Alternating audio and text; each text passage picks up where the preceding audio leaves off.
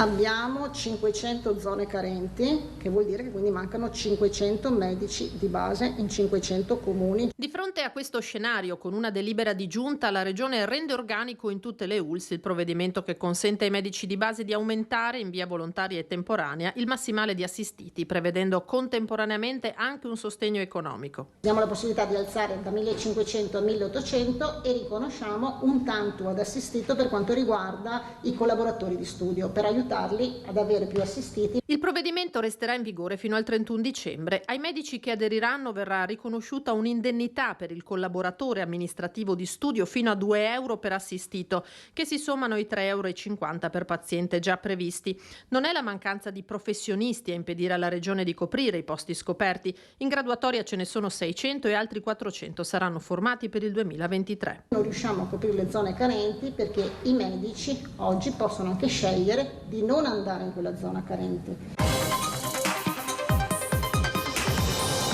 Il lavoro è quello che è, il lavoro è un quarto del solito.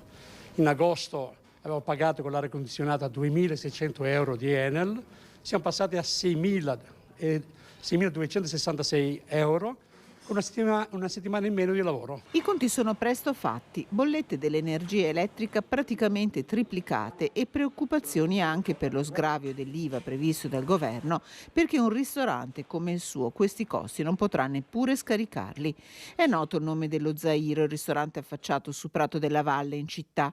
L'iniziativa di venerdì 4 di spegnere tutti i lampadari e accendere queste lampade sui tavoli è stata raccolta da molti. Per solidarietà ho già dei parecchi prenotazione, sperando di riempire almeno quel giorno lì, e ringrazio chi verrà, insomma.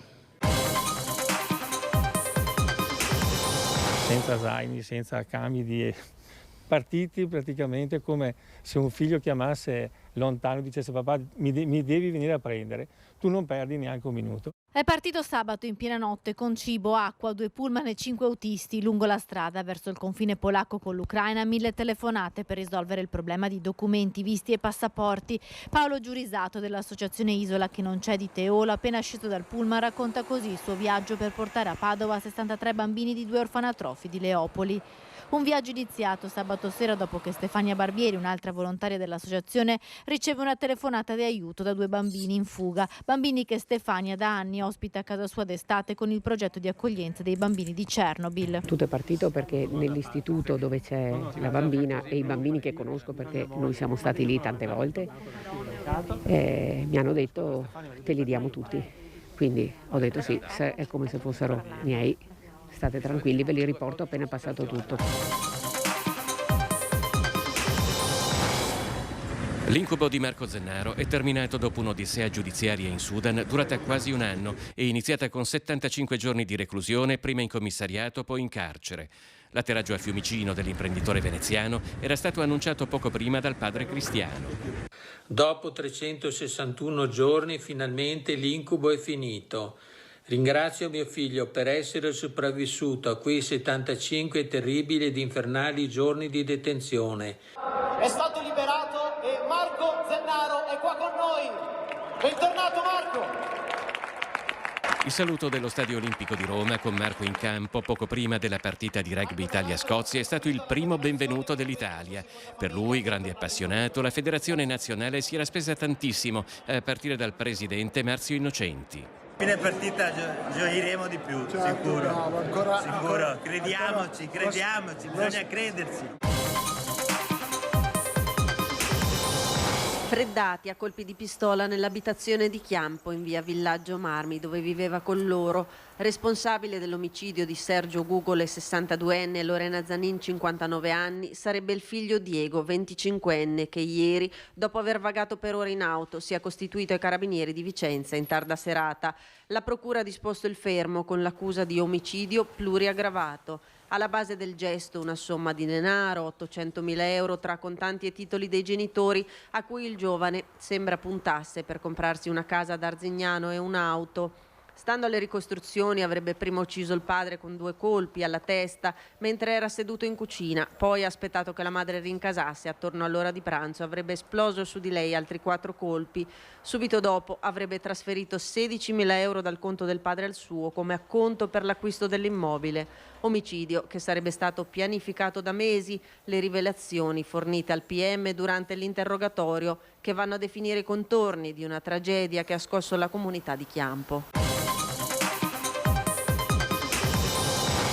Non c'è modo di trovare oggi parole adeguate che possano descrivere la sofferenza della famiglia D'Inca. Da genitori una brutta realtà da dover affrontare, dice fra le lacrime Genzianella Dalzot, che sabato mattina alle 7:30, sostenuta dal marito Giorgio D'Inca, ha visto placarsi definitivamente il lento movimento della maglietta di Samantha, il cui corpo inerme era tenuto in vita artificialmente dal 4 dicembre del 2020. Nelle ultime settimane le condizioni di Samantha, che a breve avrebbe compiuto 30 anni, erano peggiorate.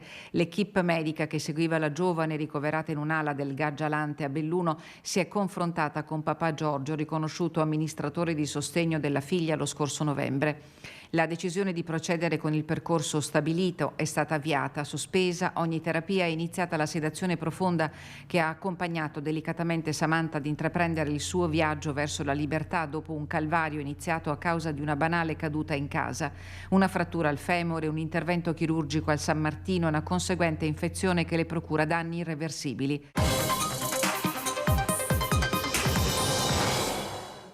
1634 giorni di stallo dal referendum del 22 ottobre 2017, ma forse potrebbero essere mesi decisivi questi di fine legislatura per l'autonomia non solo del Veneto, di tutte le regioni italiane interessate. Dalla storica sede di Padova del Partito Democratico i vertici regionali Dem lanciano una serie di proposte per superare più di 4 anni di impasse in una logica contrapposta rispetto a quella che sinora è stata la madre di tutte le battaglie. Questo scorcio finale della legislatura, dopo 2 anni di pandemia, può essere utilizzato perché 2 anni di pandemia dimostrano che è necessaria una leale collaborazione tra Stato e Regioni e perché esiste una maggioranza parlamentare molto consistente che sostiene il governo Draghi che potrebbe dare una spinta alla realizzazione di questo obiettivo. Noi ci siamo in Veneto, ci siamo a livello nazionale. E questa discussione non riguarda una sola persona, riguarda tutti i veneti. Per raggiungere l'obiettivo con l'ampia maggioranza di cui un simile provvedimento ha bisogno in Parlamento, si deve partire da una legge quadro su cui già la ministra Gelmini sta lavorando, ma anche la Regione deve e può fare la sua parte. In questo momento è necessario cambiare rotta e come Partito Democratico abbiamo voluto dire come si può fare. Sono veri, noi come ho sempre detto fin dall'inizio li condanniamo in maniera decisa e senza dubbi e ovviamente siamo solidari con chi ha subito questo tipo di violenza. Questo voglio che sia chiaro e voglio anche dire che se avremo la possibilità di individuare i responsabili e se questi responsabili sono appartenenti all'Associazione Nazionale Alpini, noi interverremo duramente nei loro confronti. Siamo anche molto attenti anche a tutelare però l'immagine dell'associazione, per cui stiamo anche valutando proprio in funzione di questi fatti le eventuali costituzioni di parte civile e la richiesta di danni, perché chiaramente l'immagine dell'associazione è stata veramente messa, come giusto come avete detto, è stata messa veramente in cattiva luce. Il killer è morto, accanto a lui il corpo senza vita di una donna. È l'epilogo di una giornata velenosa, macchiata di sangue, di violenza, di rabbia, di disperazione. Finisce sulla tangenziale sud di Vicenza la fuga dell'assassino di Lidia Milikovic, uccisa a colpi di pistola sull'asfalto di via Vigolo, dove Vicenza sfuma nella campagna ai piedi di Monteberico. Chi vive nel quartiere Gogna racconta che mentre il killer si allontanava avrebbe fatto esplodere 2 ordigni sulla cui natura sono in corso degli accertamenti. Poi era sparito, si era scatenata la caccia all'uomo, un uomo alto 2 metri, dal fisico possente, un uomo pericoloso e armato, probabilmente anche con degli esplosivi. Al setaccio delle forze dell'ordine nella città e non solo, posti di controllo in tutto il Vicentino, sulla tratta ferroviaria e in autostrada A4, con l'impiego anche dei reparti speciali e dell'elicottero che ha sorvolato dall'alto le zone delle ricerche.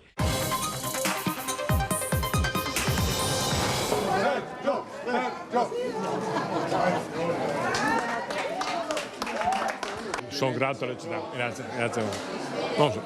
Quindi ancora più convinto che quello che ha fatto in questi 5 anni, insomma, è piaciuto ai padovani? Hanno apprezzato, penso, i padovani, quel lavoro che abbiamo fatto tutti insieme.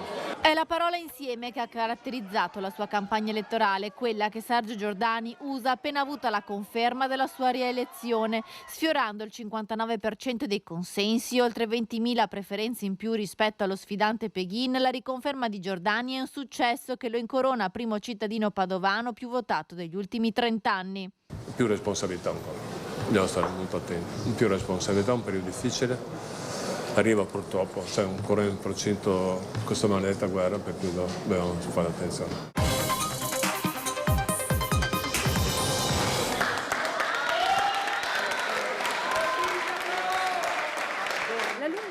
Del neosindaco di Verona Damiano Tommasi è iniziata poco prima della mezzanotte, quando sezione dopo sezione il distacco dall'avversario Sboarina si è fatto sempre più consistente, fino al risultato finale, a quel 53,4% contro il 46,6% dell'avversario e quei 6.388 voti di differenza che hanno segnato per Verona un nuovo inizio.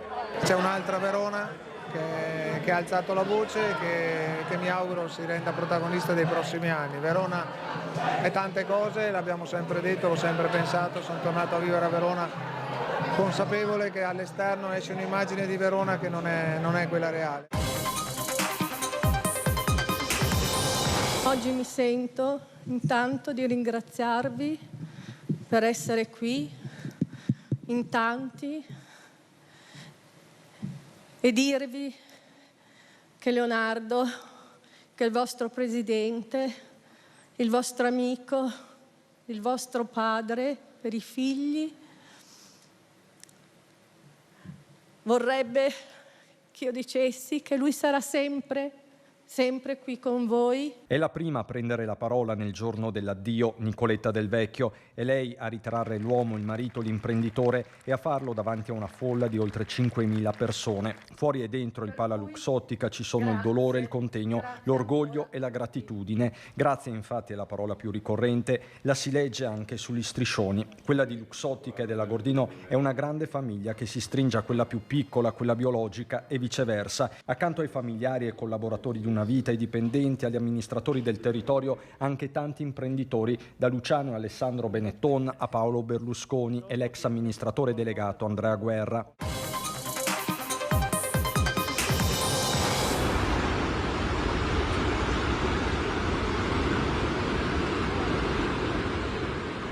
Ora, questo è un dramma che certamente ha dell'imprevedibilità, ma certamente dipende dal deterioramento dell'ambiente e della situazione climatica. Oggi l'Italia piange queste vittime e si stringe a loro, tutti gli italiani si stringono a loro con affetto. Ma il governo deve riflettere su quanto è accaduto e deve prendere dei provvedimenti perché quanto è accaduto abbia una probabilità bassissima di succedere o possa addirittura essere evitato. Giunge a Canazei a metà pomeriggio il premier Draghi. Il maltempo non ha permesso all'elicottero che lo trasportava di atterrare per mezzogiorno, orario inizialmente previsto, ma il premier ha insistito per arrivare sul luogo della tragedia e portare la sua solidarietà ai familiari delle vittime, a quelli dei dispersi che stanno vivendo nell'angoscia, ai soccorritori che stanno operando tra mille difficoltà. Nessuno dei presenti nasconde la commozione per una tragedia definita inimmaginabile. Dico che il Veneto sta pagando un pesante, cioè sta pagando veramente una situazione pesante. Noi abbiamo 3 vittime identificate, 7 dispersi o reclamati, persone che comunque delle quali non abbiamo notizia. Se era vero che c'era stato un avviso il sabato che c'era l'acqua che scorreva sotto il ghiacciaio, perché nessuno ha fermato le persone? Perché le lasciate andare? Era una bella giornata di sole, sì, per carità, ma se sotto scorre l'acqua? Quindi secondo lei c'è una responsabilità? Sì, c'è una responsabilità secondo me. Preparata come mio fratello e come gli altri, non avrebbero messo a repentaglio la propria vita e quella di altre persone.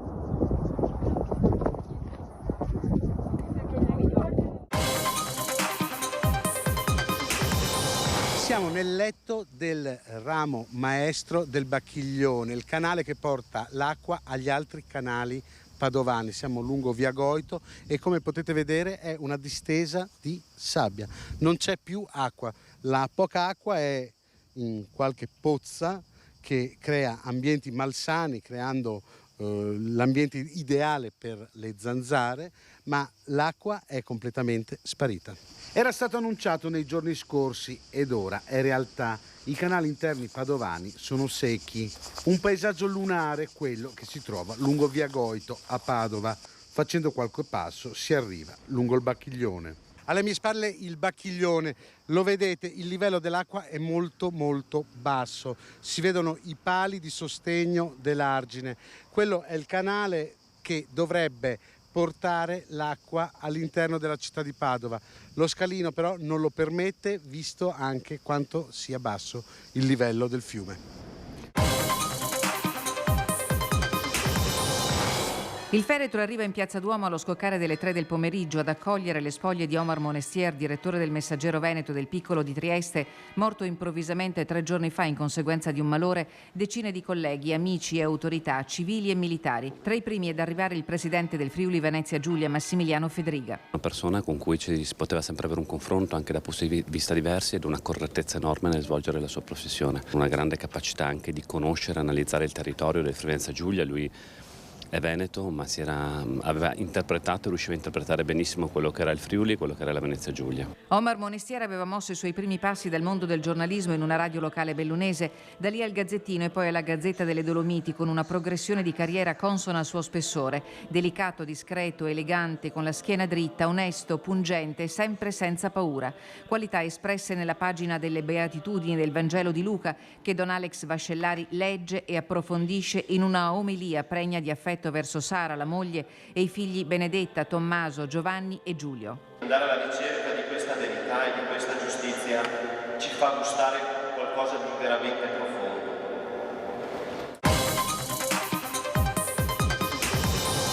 A pochi giorni dalle loro nozze, definite il matrimonio dell'anno, la campionessa di nuoto Federica Pellegrini e suo marito Matteo Giunta sono tornati protagonisti e hanno rubato la scena ai grandi divi del cinema sul red carpet della mostra. Federica ha ricevuto un prestigioso riconoscimento al Filming Italy Best Movie Awards. È stata una serata incredibile, poi io devo dire sono molto onorata di essere stata premiata per il mio docufilm Underwater, perché in un ambiente come questo, magico per il cinema italiano, essere premiata comunque per un docufilm sportivo è una grandissima soddisfazione, quindi molto molto felice. Sei qua con tuo marito, com'è andata questa prima settimana da marito e moglie? Fa sempre strano mio marito. È una settimana che ce lo diciamo e ci fa sempre molto strano, ma nel senso positivo, quindi è volata. Una settimana, ce l'hanno detto sabato mattina, ci hanno detto è già passata una settimana, come una settimana? Sembrava veramente ieri. Un'onda lunga di emozioni, è finito troppo presto e abbiamo ancora nella mente vivide queste sensazioni di questo bellissimo giorno. È la coalizione di centrodestra a conquistare queste elezioni politiche, raggiungendo a livello nazionale il 44,1% al Senato e il 43,8% alla Camera, ma la vera vittoria uscita dalle urne è quella di Fratelli d'Italia con un 26%, crollo della Lega che chiude con l'8,9% al Senato e l'8,8% alla Camera. Guardando sempre al centrodestra, Forza Italia conquista l'8%, appena lo 0,9% per noi moderati di Toti e Brugnaro. Non sorride il centro-sinistra che ottiene il 25,1% 25,9% al Senato e il 26% alla Camera, il Partito Democratico al 18,9% e al 19% rispettivamente a Senato e Camera, 15% per il Movimento 5 Stelle, 7,7% per Azione Italia Viva, leadership del partito di Giorgia Meloni ancor più marcata in Veneto, dove Fratelli d'Italia ottiene oltre il 32% di consensi per entrambi i rami del Parlamento. Alla Camera e al Senato la Lega si ferma intorno al 14,5% con Forza Italia, che si assesta invece al 7%. Nessun exploit a livello territoriale per il sindaco di Venezia Luigi Brugnaro, con Noi Moderati fermo al 2%. La coalizione di centrodestra in regione oltrepassa la soglia del 50%, aggiudicandosi il 56,2% alla Camera e il 56,3% al Senato. Il Partito Democratico, pur con un risultato al di sotto delle aspettative, è la seconda forza politica in Veneto con il 16,3% alla Camera e il 16,1% al Senato, mentre il Movimento 5 Stelle, la grande sorpresa a livello nazionale, si deve accontentare sul territorio di un 5,8%, risultato ben più consistente quello del Terzo Polo, che nel territorio fa proprio invece l'8,4% dei consensi.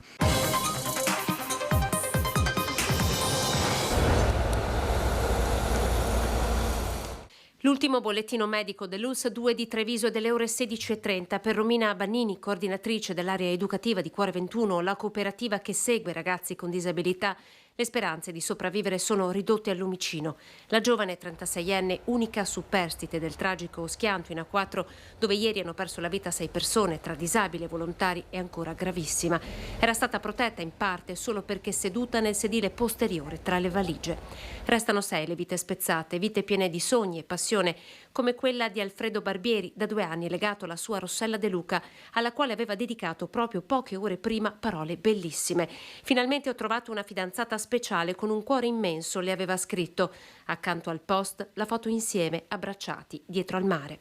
2 sorrisi che si sono spenti, come quelli di Valentina Ubaldi, un'altra giovane accompagnatrice, Francesca Conti, di 26 anni, e Maria Luigi, 34 anni. Alla guida del mezzo l'ex sindaco di Riccione, Massimo Pironi, da sempre impegnato, anima e corpo, nel volontariato. Loro erano i suoi ragazzi, la mia seconda vita, scriveva in un post su Facebook solo pochi giorni prima. Ragazzi che uno per uno conoscevo, a partire dal loro autista Massimo Pironi, l'ex sindaco. È una tragedia immane, veramente, è qualcosa che va oltre la normale sopportabilità di un dolore. Quanto a Zonin Giovanni, ravvisato quanto all'ipotesi di aggiotaggio un unico reato per ciascuna annualità di riferimento. 3 anni e 11 mesi per l'ex presidente della Popolare di Vicenza, Gianni Zonin. La Corte d'Appello di Venezia accorda al banchiere uno sconto di pena rispetto al primo grado. In primo grado aveva avuto 6 anni e 6 mesi. Sentenza letta alle 21 di sera nell'aula bunker a Mestre dal presidente Francesco Giuliano dopo una camera di consiglio durata 10 ore. Stessa condanna, 3 anni e 11 mesi per l'ex dirigente Andrea Piazzetta, così come per l'ex consigliere Massimiliano Pellegrini, assolto in primo grado. 3 anni e 4 mesi per l'altro ex DG Paolo Marin, 2 anni e 7 mesi per Emanuele Giustini, imputato chiave del processo. Confermata solo l'assoluzione per l'ex consigliere di amministrazione Giuseppe Zigliotto con il rigetto dell'appello proposto dalla Procura di Vicenza. Da oggi nasce Confindustria Veneto Est.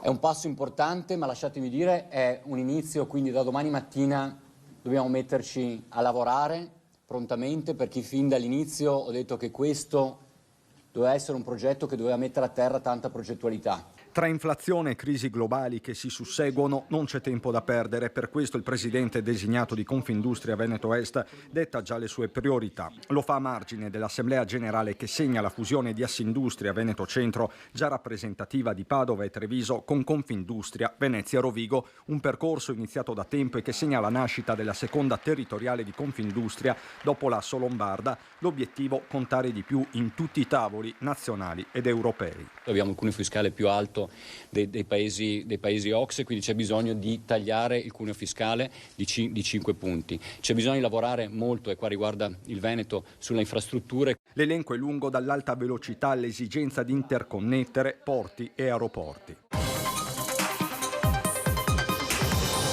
Un anno temporale dato alla cabina di regia per la definizione dei livelli essenziali delle prestazioni, costi e fabbisogni standard.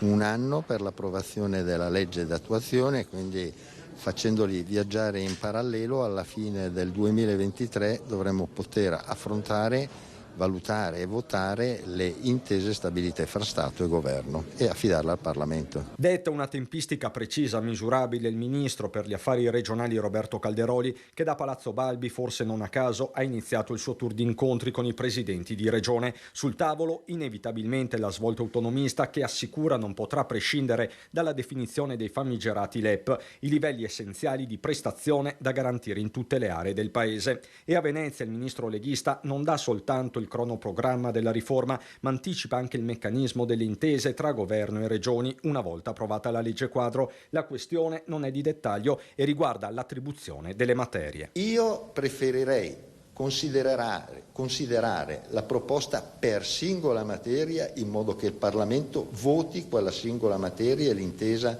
per il trasferimento della stessa, perché mettendone di più di una all'interno della stessa intesa potrebbe esserci un voto contrario del Parlamento per una materia che so su 5, mentre invece sulle altre 4 sarebbero d'accordo. Spiegato vuol dire che non è vietato chiedere 23 intese e chiedere che vengano approvate tutte lo stesso giorno.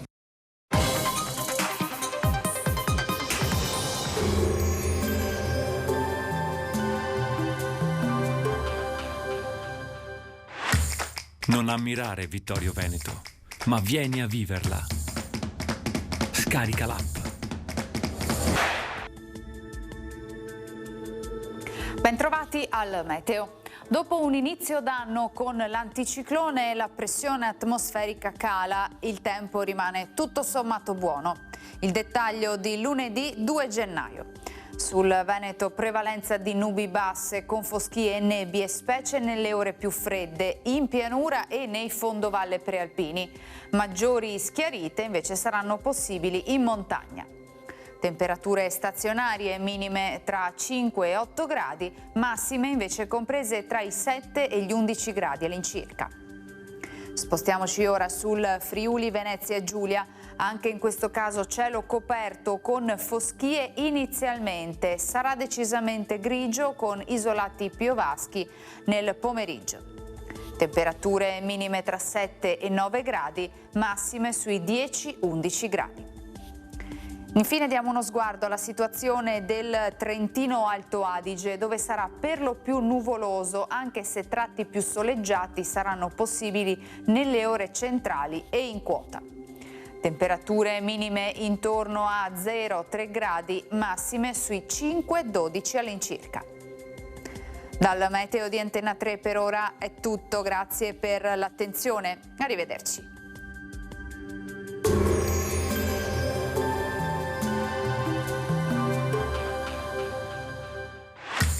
Non ammirare Vittorio Veneto, ma vieni a viverla. Scarica l'app.